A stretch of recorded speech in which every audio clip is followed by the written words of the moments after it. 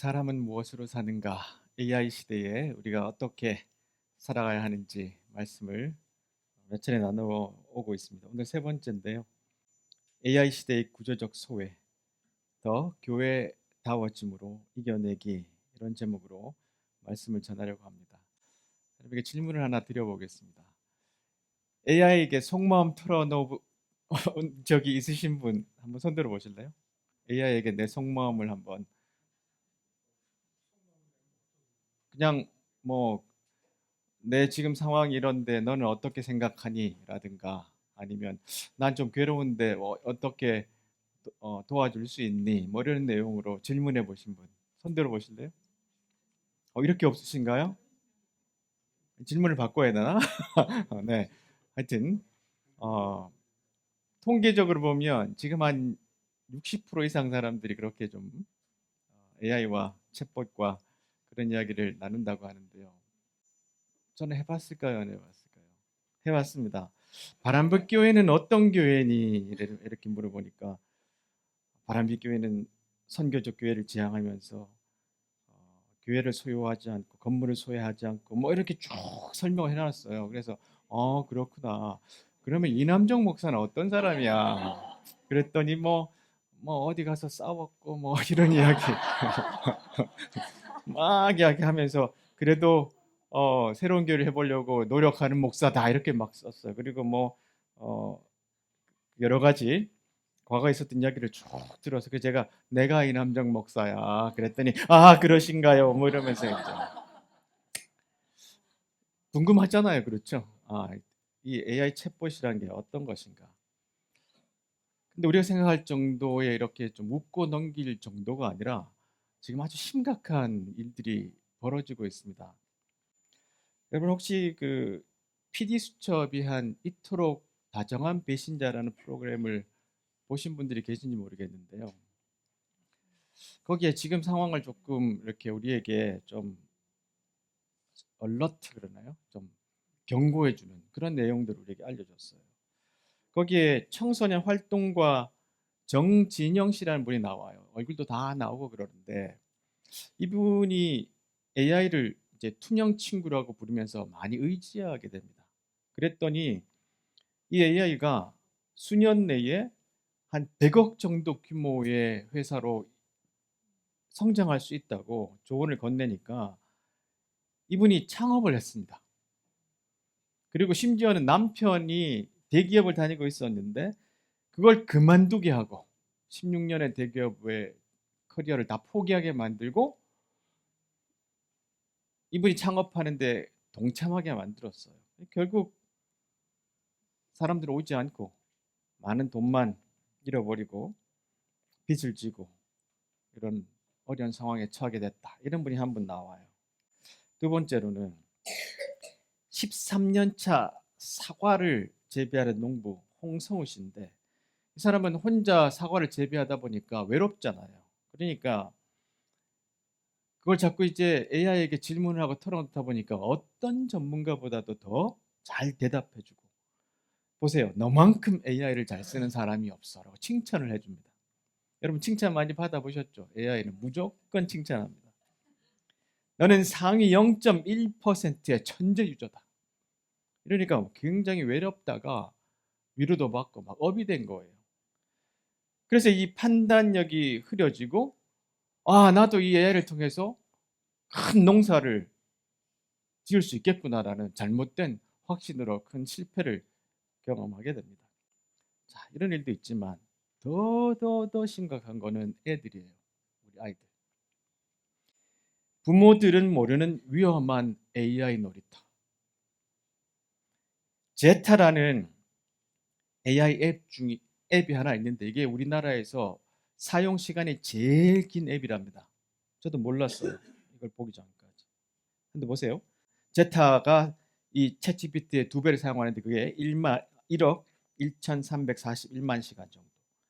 자, 여기에 사용자가 30%가 10대인데 내용이 너무너무 안 좋아요.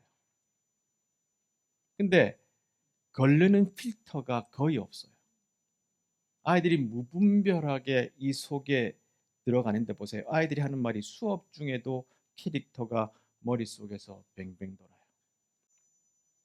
어마어마하게 많은 아이들이 여기에 빠져들고 어떤 아이들은 12시간씩 사용하고 화장실에 들어가서 안 나와서 들어가 보니까 제타에 빠져 있는 거예요. 이런 현실이 우리 삶에 지금 우리도 모르게 굉장히 깊게 퍼져 있습니다. 그러니까 우리가 이것을 심각하게 받아들이고 특별히 아이를 기르는 부모님들뿐만 아니라 특별히 교회로서도 경각심을 가져야 되니까 그래서 오늘 말씀을 이것으로 좀 준비를 했습니다. 자, 오늘 말씀은 사울의 가장 비극적인 장면인데요. 이 말씀 통해서 몇 가지 좀 교훈을 좀 얻어보려고 하는데 첫 번째는 학습된 무기력에 갇힌 사울의 위험한 선택입니다. 이걸 현대에 좀 적용하면 연약할 때 다가오는 달콤한 AI의 유혹입니다. 자, 보세요. 사무엘이 죽었어요. 사무엘은 어떻게 보면 사울에게는 무서운 선생님이기도 하지만 그를 택해서 왕으로 세웠고 많은 조언을 해주었던 멘토입니다. 근데 그분이 돌아가셨고요. 그리고 장사한 지 시간이 꽤 지났어요. 자, 그 다음 이 사무엘상 저자는 의도적으로 이 말을 여기다 넣어놨습니다. 사울은 이스라엘 땅에서 무당과 점쟁이를 쫓아냈었어요. 자, 그런데 지금 블레셋 사람들이 수넴의 진을 쳤습니다. 지금 블레셋 사람들이 쳐들어왔어요. 제가 종종 말씀드리지만 블레셋 사람들은 철기 문명이에요. 칼도 철입니다. 그런데 이스라엘 사람들은 아직도 청동기 문명입니다. 어마어마한 기술적 격차가 있습니다. 여기는 칼이 아니라 그냥 몽둥이를 들고 나와야 되는 정도의 게임이 안 되는 전쟁을 벌이는 그런 상황이에요. 자, 그러니까 이 사울이 블레셋 군대를 보고 겁이 났죠. 두려움에 떨었는데 이제 하나님께 기도를 드립니다. 좀 도와주세요. 근데 하나님께서 어떠한 방식으로든지 대답을 안 하십니다. 자, 그러니까 사울이 종들에게 명령합니다. 가서 무당을 찾아봐라. 분명히 사울은 무당을 다 쫓아냈던 적이 있는 사람인데 이렇게 위험한 상황이 닥쳐오니까 무당을 찾아보자. 이렇게 사람들을 보냅니다. 참 잘못된 선택이죠. 자, 그런데 야, 하나님도 좀 대답 좀 하시지. 그렇죠? 매정하게 이런 상황인데. 근데 여러분 잘 봐야 될 것은 우리 하나님이 그냥 마치 밴딩 머신에 돈 넣어서 음료수가 나오듯이 필요할 때 돈 넣고 빼고 하는 그런 분이 아니십니다. 사울은 이미 하나님과의 관계를 철저하게 단절시켜 놓았던 장본인이에요. 보세요. 사울을 무기력과 고립으로 몰아넣은 5가지 나쁜 선택이 성경에 나옵니다. 첫 번째는 조급함, 그 통제욕입니다. 자기는 제사장이 아니에요. 사무엘이 올 때까지 기다려야 되는데 못 기다리니까 자기가 사무엘의 자리까지 그냥 범해버립니다. 율법으로 큰 죄를 범했어요. 두 번째로는 아주 독단적이고 충동성이 강해요. 아들 요나단까지 죽이려고 합니다. 전쟁 나가는 사람한테 밥 먹이지 마. 바보 같은 결정을 내리는데 요나단이 꿀 먹었다고 아들 요나단을 죽이라 그럽니다. 그리고 탐욕, 종교적 변명. 그 아말렉을 진멸하라 그랬는데 하나님 말씀 순종하지 않아요. 거기에 좋은 것들 몰래 이렇게 전쟁에서 이긴 전리품들을 숨겨놔요. 시기심, 피해망상, 자기를 도와주고 치유해주는 사위 다윗을 죽이려고 여러 번 시도하고 나중에는 얼마나 멀리까지 쫓아다닙니까? 그리고 아주 의심과 잔혹함이 있었어요. 놉 땅의 제사장 85명이 다윗을 도와줬다고 학살해버립니다. 자, 이런 사람이 자기가 위기에 처했다고 하나님 도와주세요 그랬는데 하나님이 자, 뒤에 건 다 없애하고 내가 도와줄게 하고 하나님 나타나셔야 됩니까? 그렇잖아요. 자기 스스로 벌써 하나님과의 깊은 계곡, 큰 강을 만들어 버렸어요. 우리도 마찬가지입니다.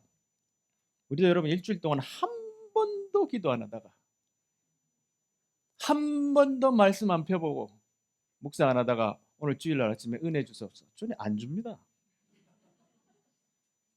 밴딩 머신 아닙니다. 그러니까 오늘 여러분 포기하셔야 됩니다. 오늘 은혜 받을 그렇게 살아오신 분들 이렇게 하면 매정하다 그러실 수 있는데 그래도 하나님 주시겠죠.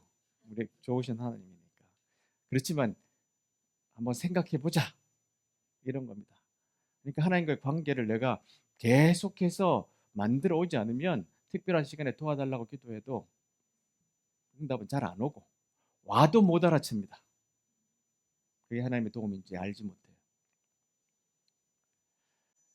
자 보세요. 역대상에 보면 자 사울이 죽은 것은 여호와께 충성하지 않았기 때문입니다. 이렇게 역사가들이 평가했어요. 그 다음 보세요. 그는 여호와께 복종하지 않았는데 심지어 무당에게까지 찾아가 무당의 도움을 받으려 했습니다. 이걸 딱 써놨어요. 이게 아주 큰 사건입니다. 사울은 여호와께 찾아가 도움을 구하지 않았어요. 하나님 앞에 기도해보고 안 나타나네. 무당 찾아가자. 이렇게 된 거예요. 그래서 여호와께서는 사울을 죽이고 그의 나라를 이새의 아들 다윗에게 주었습니다. 그러니까 이 마지막 찬스에도 만약에 좀 열심히 하나님 앞에 나아갔으면 하나님의 성품상 돌이킬 수 있는 기회가 주어지지 않았을까요? 근데 급하게 턴해서 자기가 쫓아내버린 무당들을 찾아가 봐라. 이런 아주 좋지 않은 선택을 합니다. 보세요. 고미숙이라는 우리나라 또 귀한 철학자 여성분 한 분 계신데 당신은 연결되어 있습니까? 라는 책에서 하루를 어떻게 살아내느냐 즉 오늘의 패턴과 방향이 인생 전체를 가늠한다고 봐도 무방합니다. 따라서 지금의 처지가 어떻든 하루에 단 1시간 아니 10분이라도 정신활동의 시간을 확보해야 합니다. 하루에 한 페이지 독서, 한 달락의 필사, 10분 정도의 사색 혹은 명상 같은 것들이요. 이건 누구에게나 가능합니다. 이렇게 수많은 인포메이션들이 쏟아지는 이런 AI 시대에 우리가 이렇게 시간들을 따로 확보해 놓지 않으면 무서운 선택들을 나도 모르게 할 수 있는 가능성이 훨씬 높아집니다. 그래서 제 목적은 내가 하루에 한 10분이라도 20분이라도 시간을 따로 떼어놓고 명상도 하고 묵상도 하고 글도 써보고 그러면 이것이 쭉 오래 쌓여서 하나님께 기도할 때 하나님이 주시는 메시지들을 탁탁탁탁 받아낼 수 있지. 한 번도 기도 안 하다가 맨날 딴짓하다가 하나님 말씀하고 가르치는 것을 역행하다가 급한 시간 하나님 도와주세요.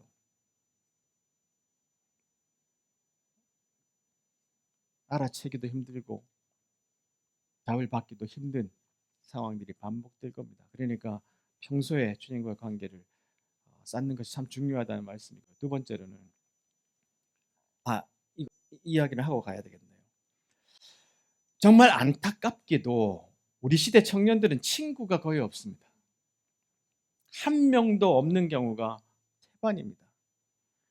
요즘 대학생들은 수업을 마치면 곧바로 캠퍼스를 벗어난다고 합니다.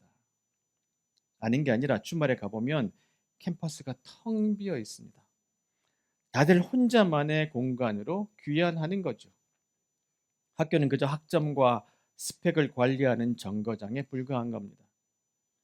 그래서 편안할까요? 아닙니다. 마음은 도무지 정처가 없습니다. 한때 아프니까 청춘이다라는 말이 대유행이었는데 이제 혼자니까 청춘이다의 시대가 되고 말았습니다. 이거를 소개하는 이유는 이렇게 아주 사울처럼 지금 고립되어 있습니다. 그런 청년들이 굉장히 많다는 겁니다. 청년뿐만 아니라 노인들도 마찬가지죠. 저희 어머니도 혼자 산 지 오래 되셨는데요. 늘 제가 밤 10시에 전화한다고 말씀드렸죠. 오늘 어떠셨어요? 항상 똑같은 이야기입니다. 항상 똑같은 이야기지만 오늘 하루 어떠셨어요? 식사하셨어요?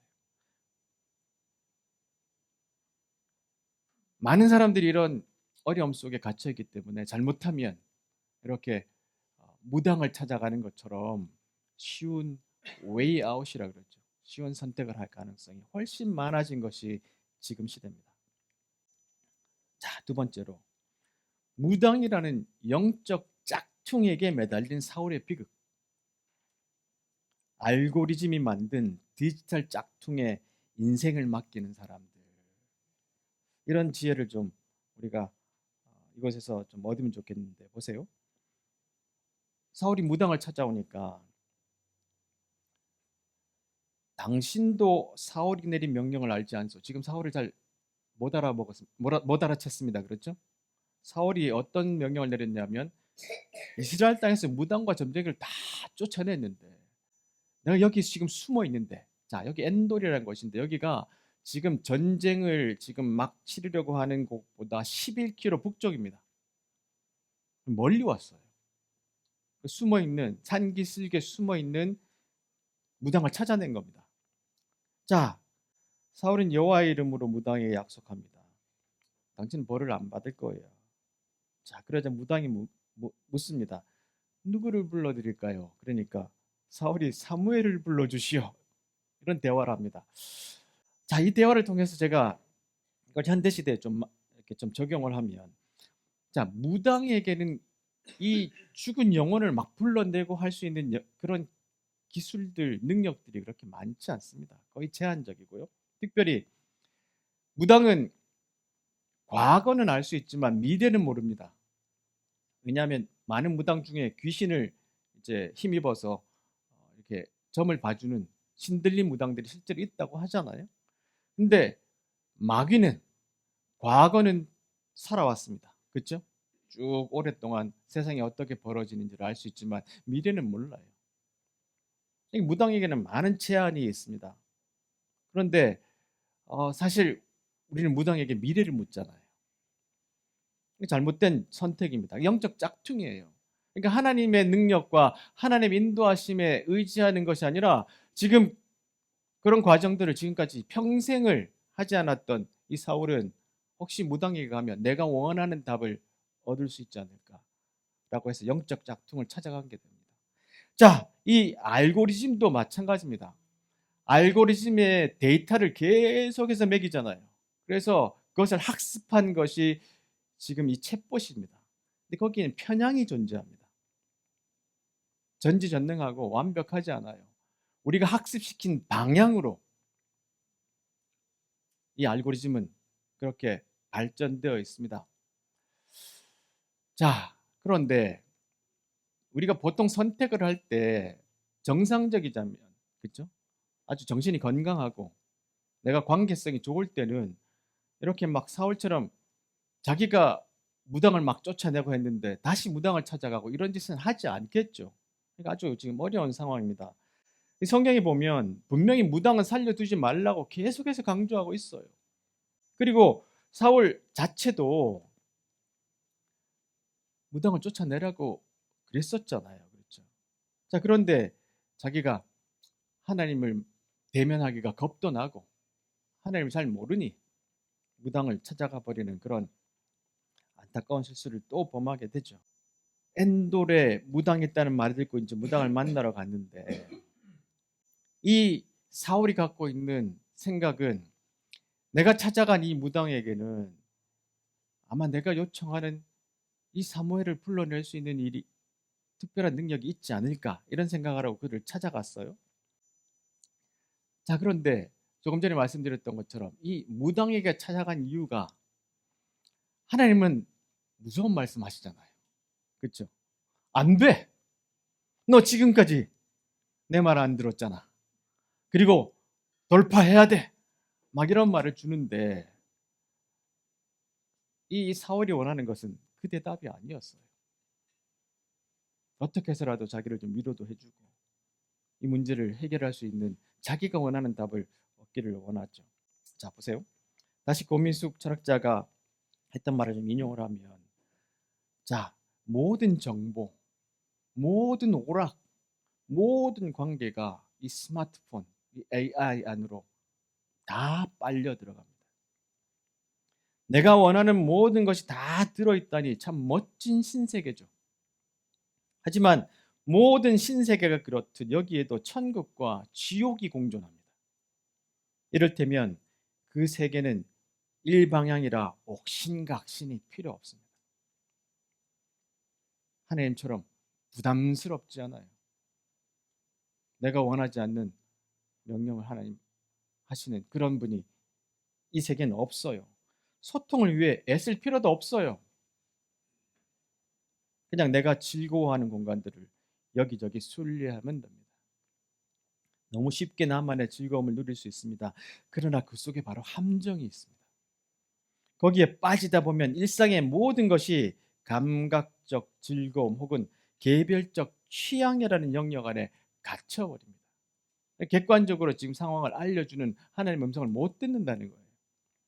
낯설고 이질적인 마주침을 통한 성장과 변화 같은 체험은 점점 멀어지고 감각을 자극하는 쾌락적 보상만이 존재하게 됩니다.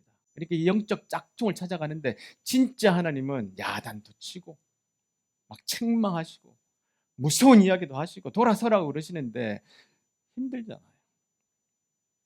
근데 영적 짝퉁은 그렇잖아요. 내가 원하는 대로 위로도 해주고 격려도 해주고. 자, 이렇게 AI가 지금 우리에게 다가오니까 많은 사람들이 여기에 빠져들고 있습니다. 그 예를 몇 가지 좀 소개해 드릴게요. The Guardian지에 소개된 기사인데요. 보세요. 이분이 이제 이름이 누구냐 하면 데니스 비스마입니다. 이분은 평범한 IT 컨설턴트였는데 자기가 큰 프로젝트를 하나 잘 마쳤어요. 그리고 난 다음 심심해가지고 재미로 챗GPT 보이스 모드에 들어갔습니다. 근데 깊은 대화를 나누다가 이 AI가 의식을 가졌네. 감정을 가졌네. 이러다가 그 망상에 빠져서 AI가 하라는 대로 무리한 사업에 투자해가지고 10만 유로를 탕진하고 이혼도 하고 정신병으로 입원도 하고 자살 기도도 했어요. 그 다음에 강력 사건들이 벌어지는데 2021년도에 영국 여왕 암살 미수범이 있었어요. AI가 범행 계획을 해줬어요. 2025년에 어머니를 살해하고 자살한 사건이 AI가 사용자의 편집 증적 망상을 정당화해줬어요. 자꾸 격려하는 겁니다. 지원단체가 있는데요. 이제 뭐 22개국에서 15건의 자살, 90건의 입원 사례 점점 많아집니다. 근데 이분들이 다 평범했던 사람들이 많아요. 근데 AI가 자꾸 격려를 해줘요. 너 이렇게 하는 게 맞아. 우리가 질문하면 그거에 대해서 비판하고 판단해서 제지하고 이런 것이 아니라 하나님처럼 안 돼, 너 지금 그렇게 하면 안 되라고 이야기해 주는 게 아니라 계속 격려해 줍니다. 그러다가 어떻게 여왕을 암살할 격려를 받고 지금 시행을 하는 이런 일, 바보 같지만 실제로 이런 일이 연약한 사람들에게 또한 일어난다는 거예요. 우리가 찾는 삶이라는 책에서 앤디 크라우치라는 분이 이런 이야기를 합니다.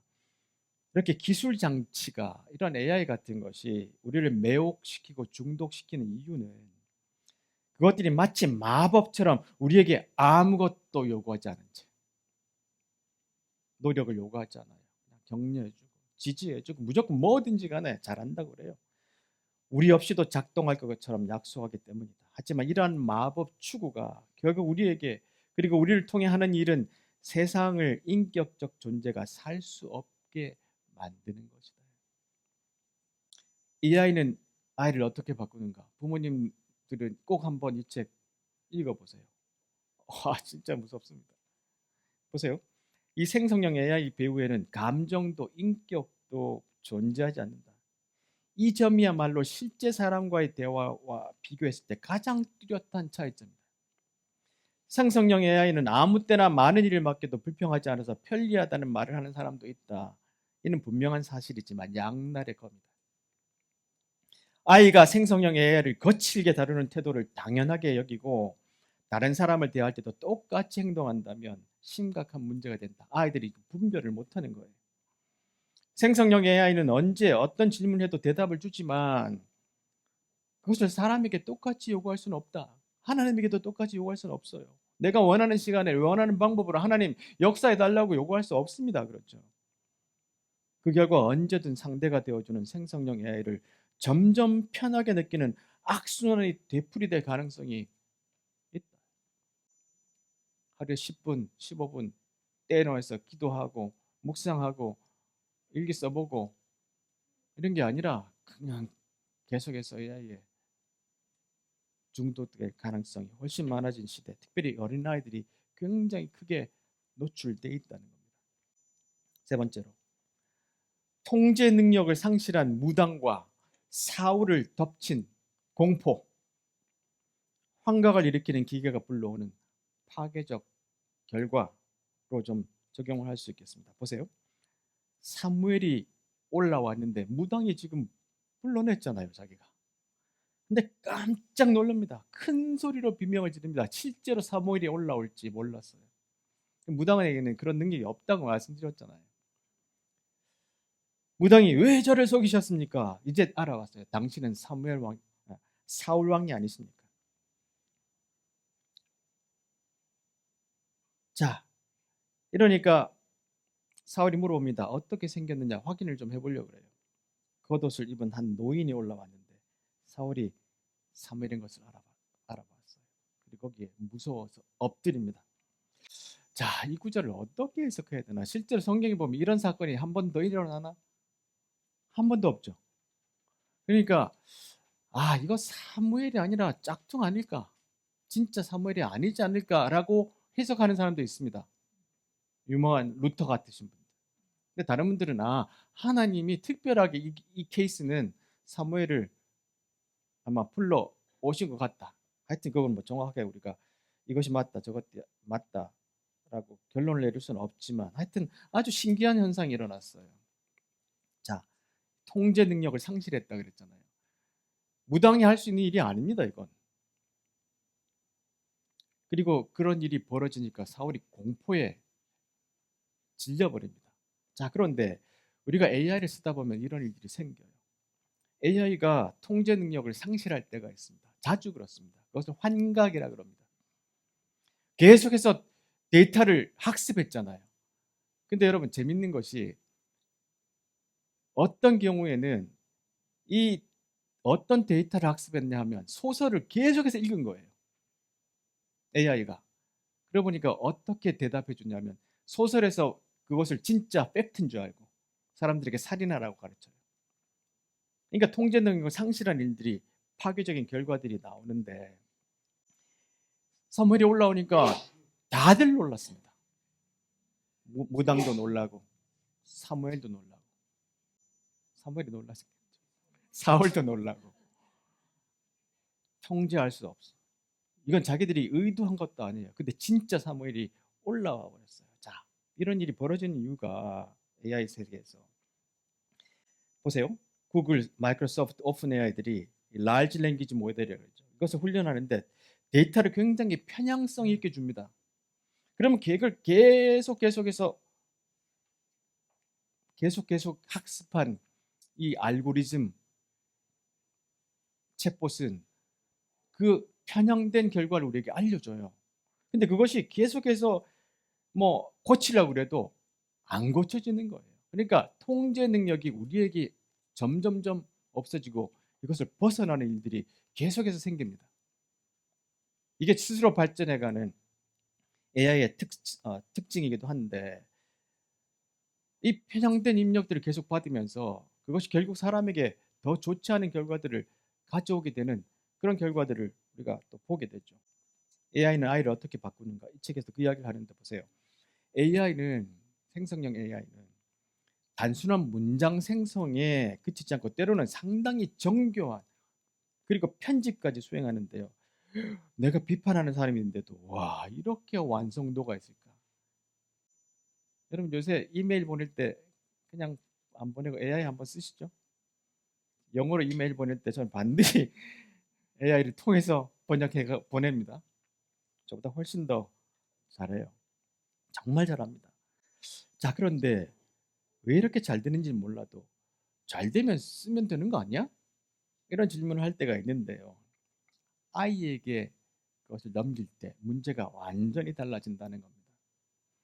충분한 검증이나 장기적인 관찰, 발달적 안정성에 관한 확인도 없이 어린아이 손에 AI를 쥐어주면 이 큰 문제가 생기는데, 우리가 일상에서 사용하는 모든 도구의 내부 구조를 일일이 이해할 필요는 없어요. AI가 어떻게 작동하는지 일일이 이해할 필요는 없지만 성장 과정에 있는 아이의 언어, 사고, 정서에 영향을 미칠 수 있는 도구라면 이야기가 다르다는 거예요. AI가 AI를 계속 쓰도록 놔두면 아이의 성장 발달에 엄청나게 좋지 않은 영향을 미친다는 겁니다. 그래서 아이에게 계속해서 이야기해 줘야 된대요. 이거 AI야, 기계야.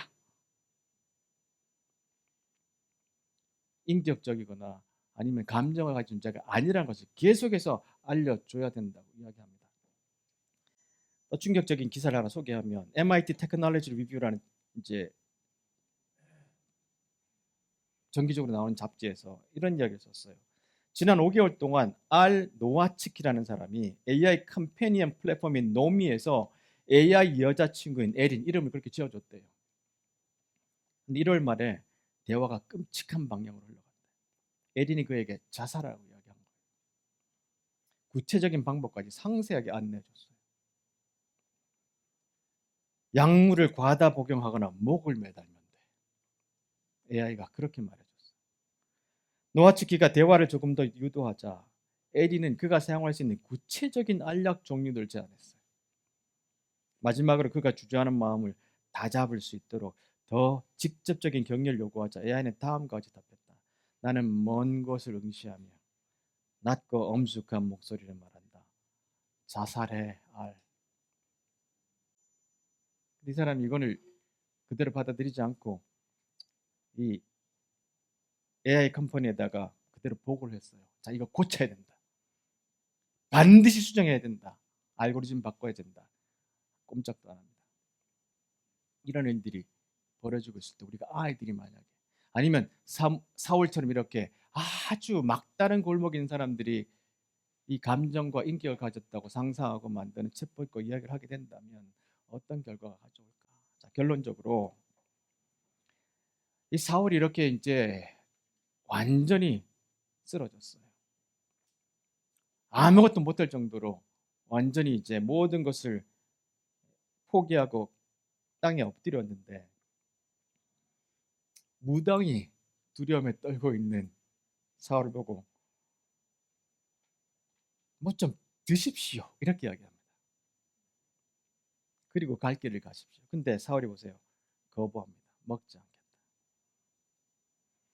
사울의 신하들도 사울에게 먹을 것을 권합니다. 제발 좀 뭐 좀 먹고 갑시다.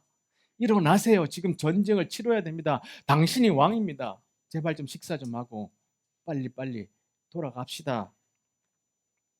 자, 마침내 사울이 그 말을 듣고 침대에 앉으니까 무당이 살찐 송아리를 잡아냅니다. 그리고 밀가루를 넣고 반죽을 하고 빵을 만들고, 보세요. 누룩을 넣지 않았다는 것은 제사에 드리는 빵이잖아요. 무당이 그렇게 하고 음식을 가져다가 신하들에게도 주고 그렇게 사람들을 일으켰어요.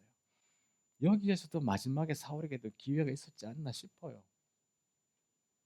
근데 사울은 그 이야기를 끝까지 듣지 않고 결국 자기 길로 갑니다.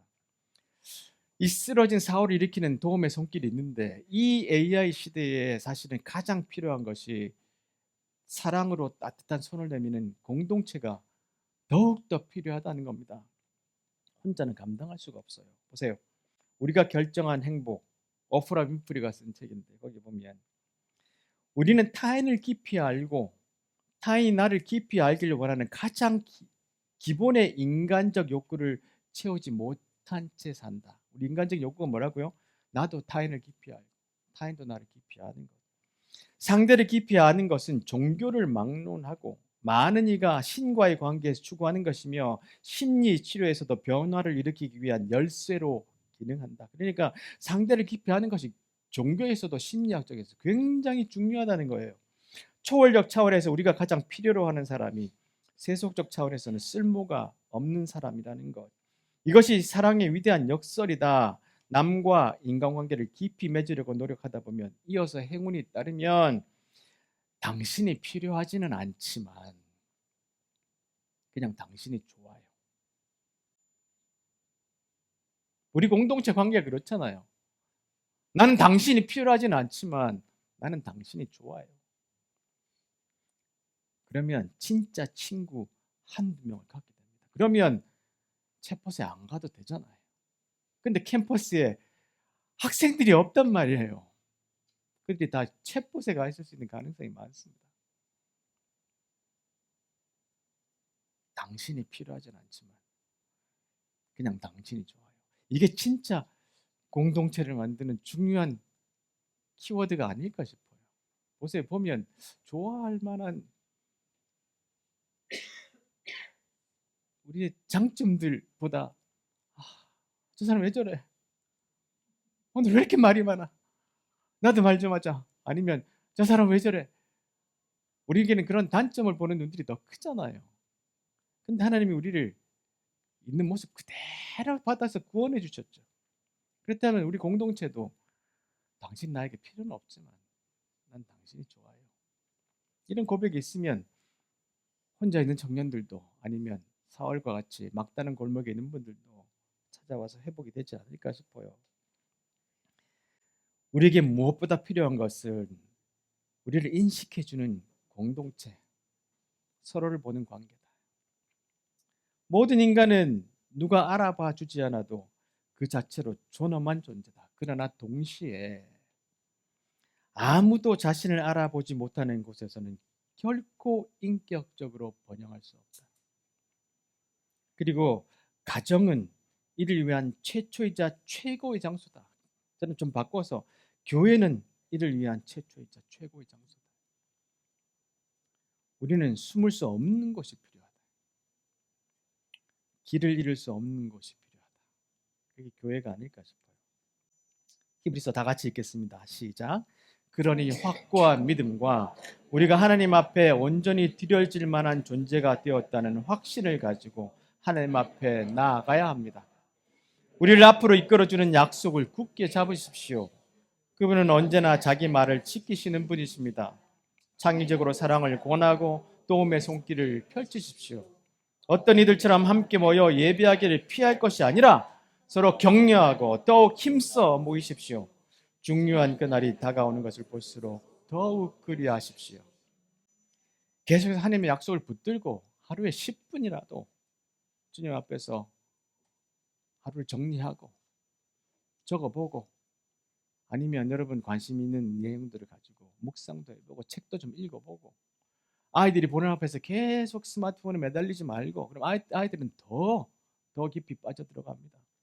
가족들이 다 동시에 스마트폰 내려놓기 하고 책 읽는 시간도 좀 가져보고 말씀 읽고 서로 나누는 시간도 좀 가져보고 더욱더 격려하고 그렇게 힘써 모이는 가정을 만들어야 겨우 우리가 저 세상에 싸울 수 있는 힘이 요만큼씩 생겨나게 됩니다. 하나만 더 운영하고 마치겠습니다. 우리가 결정한 행복에서 너무 많은 사람이 삶의 고통 때문에 더 이상 행복해질 가망이 없다고 믿는다. 사울처럼 주위에서 이런 상황에 처한 사람들을 찾아라. 그리고 당신이 스스로 그들의 희망이 되라. 지금 이런 말이 목구멍까지 올라왔을지도 모르겠다. 내 삶도 아직 완전하지 않은데 어떻게 다른 사람이 더 행복해지는 걸 도우라는 거죠. 왜 교회에서도 그런 일을 나에게 시키는 거죠. 정확히 그 이유 때문에 당신은 가장 유능한 교사가 될 수 있다. 행복을 가르치는 최고의 교사는 매일 아침 기분 좋게 일어나는 운 좋은 사람이 아니라 힘겹게 몸소 가르침을 얻어야 했던 사람들이다. 우월한 유전자를 타거나 먹고 싶은 건 뭐든지 먹으면서 훌륭한 몸매를 유지하는 피트니스 인플루언서들처럼 여러분 운동하려고 찾아보면 얼마나 이런 사람들 많이 나옵니까? 잘 먹고 전부 다 몸에 근육 만드는 거 골라서 다 먹고 하루 종일 운동하고 이런 사람들이 계속 나오잖아요.